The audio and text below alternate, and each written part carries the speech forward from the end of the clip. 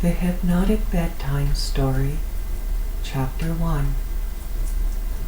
I had chased this feeling most of my life.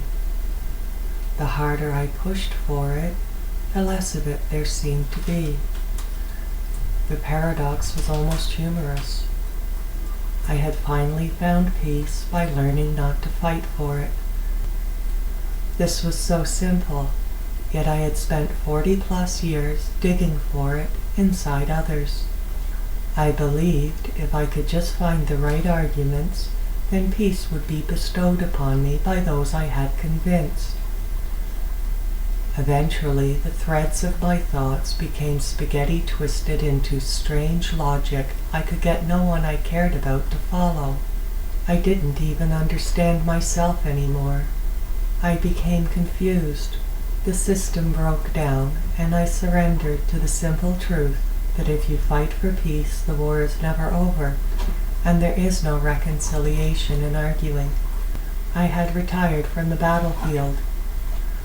The war I had declared upon the hearts and minds of those I loved was finally over. I sat on an antique wooden chair resting on a dilapidated front porch in front of a tiny little rented cabin. I was enjoying a feeling of satisfaction in the pit of my stomach, a warm, tingling glow that just sits there, quiet, peaceful, and still. This wonderful calm feeling wasn't found in the hay and fluff of my own thoughts, but on the ground under them. My mind was empty, clear, and perfect as I breathed deeply in through my nose and experienced the night air without the distraction or interruption of my internal mental chatter. There once was a time the chatter owned me. It always wanted attention, thought it was too interesting to ignore, and believed if each thought did not get thunk, something precious would be denied the universe. I had learned to pay attention to this little voice, observe it without interest, see it for what it is, and it had given up and fallen into silence. I was free now to appreciate the wonder of creation without commentary.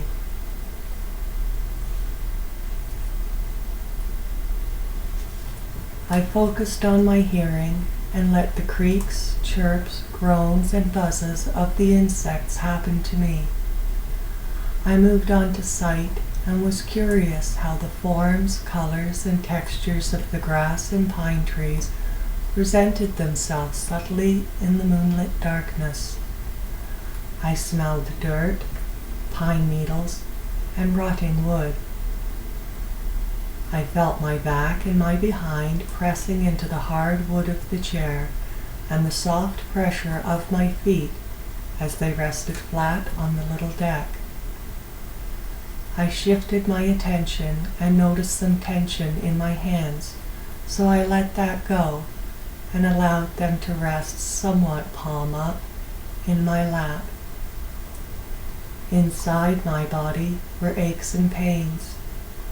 By this time of night, fatigue had become a factor. This was a good, tired feeling earned from a day of getting things done. My cabin and my yard were in order, and all was as it should be. There had been a few times like this before. Times alone without any problems in need of my attention were rare and a source of great unease for me. Once every few years, I would find myself standing somewhere ordinary and become frightened at the prospect of having nothing left to do. I would very quickly find myself a new job, project, or problem to divert my attention away from what? I didn't know. This time I didn't have to do that. I could finally just enjoy my peace without feeling there should be something more interesting or exciting going on. The night air was becoming too chilly for my aching body, and it was time for my soft, warm, comfortable bed, but first I wanted just a few more breaths of the delicious night air to relax myself.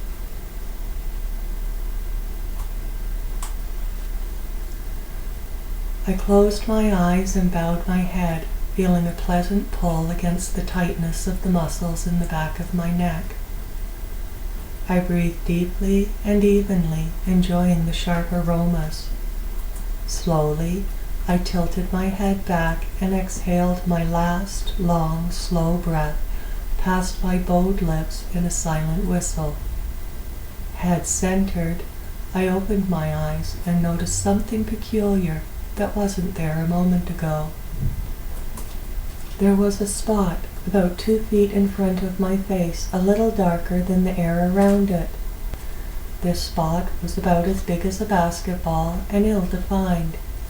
At first I wondered if it was there at all, or if my eyes were just playing tricks on me. I closed my eyes and opened them. Still there.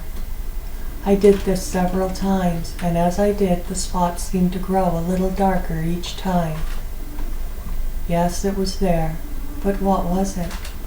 I reached out to touch it and expected my hands to simply pass through thin air, but to my surprise, the spot felt quite solid, smooth, hard, and cold, much like a bowling ball.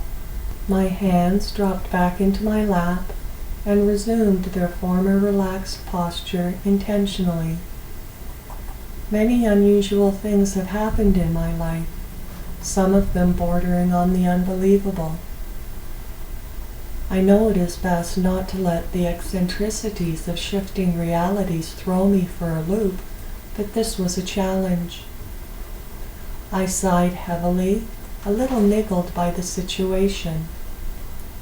For the first time in my life, I felt I truly had nothing to chase after and no desire to create a crisis so I could cope, and this thing shows up. I decided to keep my own personal peace of mind as my primary goal and just go to bed. That's it. Just go to bed. No need to investigate, explore, find out, solve, analyze, capture, own, or complicate the situation. I would simply go to bed, sleep, and tomorrow this could be one of those things I only talk about at parties, after several others have told their ghost stories. I stood up and the thing followed me, still 2 feet in front of my face. I walked very carefully to my front door, so as not to bump face first into it, but I needn't worry. The thing was very good at maintaining the same 2-foot distance. I tried to open the door, but the thing was in the way. I tried to push the thing out of the way, but it would not budge. I moved my head so it wasn't in the way of the door, but the thing still blocked my entrance. I was a little lost for what to do's for a moment. Then it began to glow blue. The light originated in the center of the dark spot. It was a little spark or twinkle that grew with iridescent wonder until it was the size of a basketball. I stood in awe of the molten blue light undulating before me. The old saying, "It takes my breath away," came to mind, for I was unaware of whether or not I was breathing and didn't really care. I just wanted to stand there, stunned or in a trance, and stare at it. For how long didn't matter, for time didn't seem to be relevant anymore. Eternity was happening in an instant, and the entire universe was being born inside this little blue ball. I reached out to it, for I wanted to know what it felt like to hold all of creation in the palms of my hands. I wanted to know what it felt like to be God. It seemed out of place. I was not hearing angels singing, but instead only heard a mid-range electrical buzz. As I touched it, I was snapped back to reality. It jolted me with a very unpleasant electrical shock. My hands felt stuck there for a moment, then I was able to jump back a few inches and pull away. I was breathing again, a little huffy after being so rudely yanked from my eternal ecstasy. The ball floated across my front porch and down the 3 little wooden stairs to position itself about 4 feet above the decorative gravel path added to the front yard to give it some kind of quirky character. My highest and best self told me to just leave it alone and go to bed, but I wasn't listening to that anymore, and I followed it. The path wound this way and that across the front lawn, and the ball followed this impractical pattern. At the end of the path was my driveway, where my red minivan had been resting for several days. The driveway curved steeply down to the dirt road that joined up with the 2-lane highway several hundred yards away. The ball followed the driveway to the dirt road, and I followed the ball. The ball and myself stopped in the middle of the road for a moment as beautiful blue light faded and a dark spot descended gently to the stony, dry, hard-packed mud. It began to roll towards the highway, and as it did, it appeared to be more and more solid until it looked just how it felt, like a black bowling ball without finger holes. Of course, this was not as terrific as its blue glowing hypnotic form, but it was still interesting just the same as it rolled itself down the road, rumbling and bouncing off the odd rock and reflecting the bright full moon. On both sides of me were cow pastures. The one on the left was empty, and in the center of the one on the right, I could just make out about a dozen dark, hulking forms bedded down for the night and huddling together to protect their calves from coyotes. In this pasture was a path consisting of 2 tire tracks made by the ranch owner's pickup. It began at the dirt road and curved through the pasture into the woods on the right side. This lush and dense forest covered the old worn-down mountain that made up most of this place, unimaginatively named Smith's Acreage. The ball hesitated for a second beside the truck path, then decided to take this route. The sagging wooden gate was open, or there was a gate further up the dirt road to keep the cows off the highway, and they had little ambition to wander. The object of my intense interest curved its way up towards the woods, and I seriously considered going back to the cabin. There were all manner of beasties living in those woods, and I would have preferred to leave them undisturbed, but the ball was beginning to glow again. Its eerie, calm light created a mobile haven for me as we navigated through the tunnel of trees. The orb stopped at a side path, hesitated, and decided to take the path. This way was only wide enough for one person to walk along comfortably, and the trees seemed to be closing in on me, leaving me feeling claustrophobic.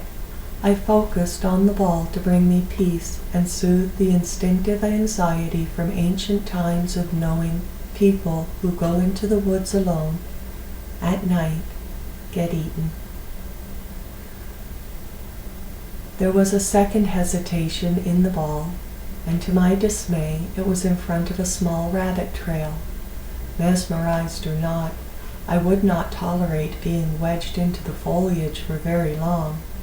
I was being scratched, poked, and prickled by the unfriendly pines, and would have preferred the soft, safe warmth of my bed.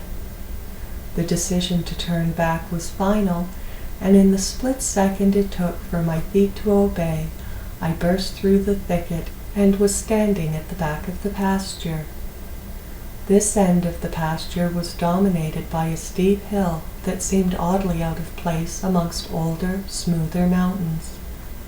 It didn't seem to fit. It always appeared to me as if it had been placed there on purpose. The ball was going up the hill. Reluctantly I followed. If the going were any steeper, I would not have made it up on 2 feet. The stubbly, chewed-down grass of the pasture was giving way to longer, softer grass, for the cows would not graze there. I took this as a bad omen, but trusted the ball. There was something about it that told me I was completely safe and secure. Winded and sweating in spite of the chilliness of the air, I was grateful to reach the summit where my companion waited patiently for me, hovering 2 feet off the ground, just brushing the tops of the taller grasses. I surveyed the terrain and noticed the stillness. The air did not move. There were no moon or stars anymore. The slow, lazy lights going back and forth on the highway should have been clearly visible from this vantage point, but all was darkness and still, as if I were in an endless void that contained only myself, a glowing ball, and a top of a hill.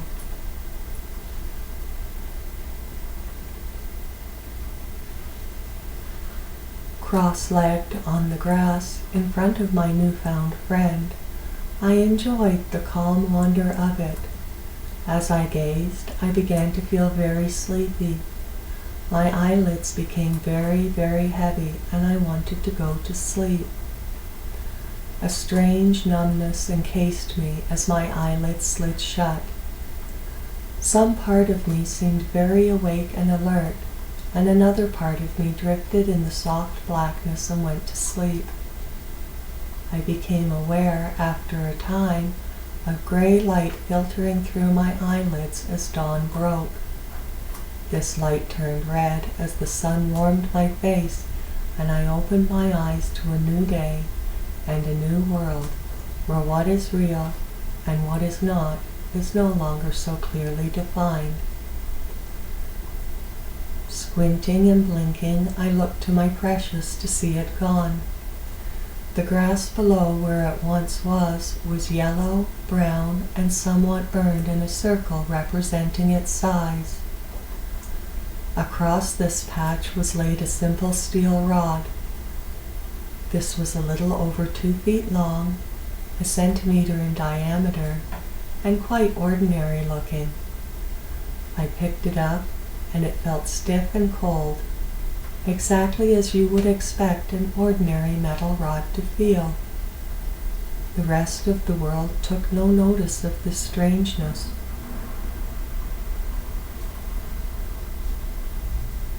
The cars were busy going back and forth on the highway. The cows were munching grass beside their calves. Soon Mr. Smith would be out and about his business. I did not want to get caught sitting at the top of a hill in the middle of a pasture, wearing my pajamas, a jacket, and my favorite old slippers, and be put in the position of needing to explain myself. I took my rod in hand, climbed down the hill, careful not to lose my balance, and cut across the pasture to where I could meet up with the truck path.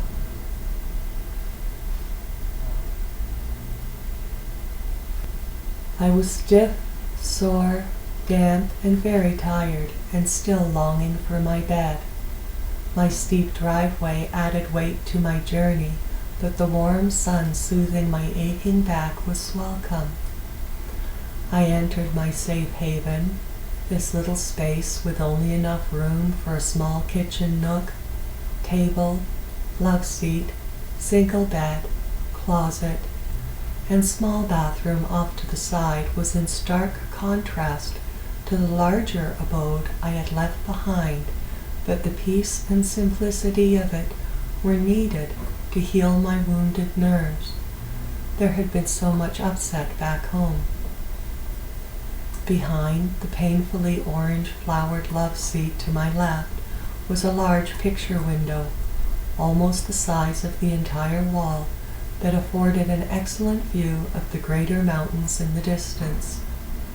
Snow-peaked and grand on any normal day, they were my morning eye-opener, but today the worn, tacky red velvet curtains would stay closed.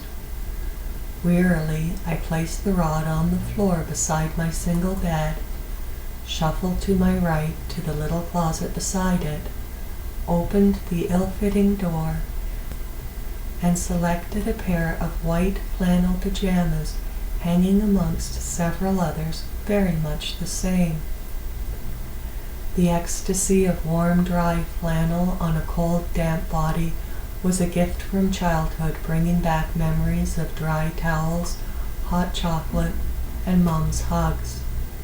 Some things from my childhood I have been able to get over. Thank God this is not one of them.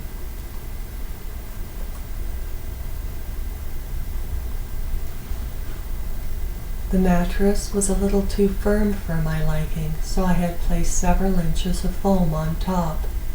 As I have aged, I have found I have become more particular about my bed. I prefer white bedding and pajamas, and have always been fond of flannel and cotton. These things spoke to me of clean comfort, and my bed was a welcoming whisper as I slipped between foam and down, all encased in the finest Egyptian cotton. I reminded myself to breathe deeply and evenly, mimicking the patterns of a sleeping infant as I enjoyed the airy hug of my longed-for resting place. The aches in my body felt good again as I slipped deeper into a long, sound sleep, undisturbed by troubling or distracting thoughts about orbs or metal rods or what this all means. These problems could be dealt with another time. The only thing that was important was following this sinking, floating feeling into sweet oblivion. Thank you for listening to the Hypnotic Bedtime Story blog reading for Chapter 1. Please good night and have a pleasant tomorrow.